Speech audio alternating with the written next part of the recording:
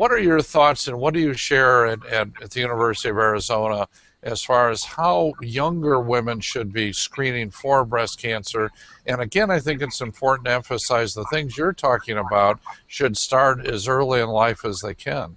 Right. So it's important to remember that there are critical times of susceptibility for breast. Some of it is in fetal life.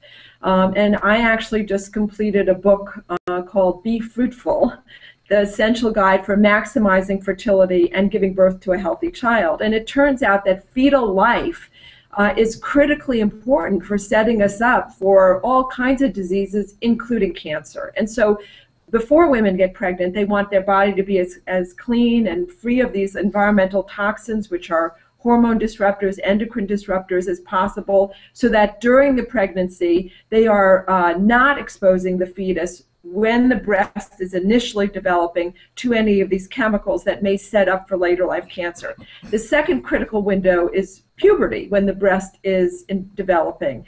And so there may be times in life when it is more important to be really, really clean, so to speak. So for example, we know that if you eat soy foods early in life, while the breast is developing, during adolescence, there's a lower risk of developing breast cancer later in life. And soy has been very controversial. People have, including myself, in earlier years said maybe don't eat soy because it's a phytoestrogen, a plant estrogen. But the latest studies from the Shanghai breast study and also the LACE, Life After Cancer Epidemiology trial, showed that indeed soy is not something that's increasing the risk if it's soy food, not if it's soy supplements, but food. And in fact, for women who were on tamoxifen, it actually reduced their risk. There's a really fascinating study that's coming out now from San Francisco. Dr. Khan basically has been looking at blood samples that began to be collected in 1959. And they are looking at women whose blood was collected and stored between 1959 and 1967, because if we have a woman come in now and say, she has breast cancer, her habits may be different now from when the breast cancer was initiated. And so these blood samples are just a treasure trove of information to be able to learn something about, well, what was the state when they were pregnant, and what is happening now to their daughters and then eventually to their granddaughters.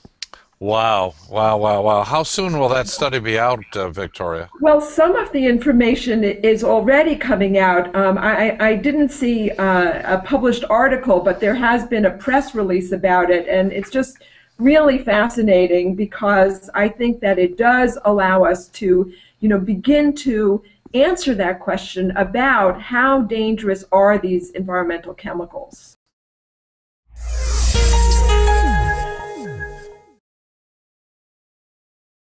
Hi, I'm Dr. Jay Harness, and I want to share with you important information that I believe that every newly diagnosed patient with breast cancer needs to know. I'm a breast cancer survivor. I am a breast cancer survivor. I am a breast cancer survivor. And I want every woman to know about personalized breast cancer treatment and the genomic test. A test that helps guide a woman and her doctor to the best treatment options for her.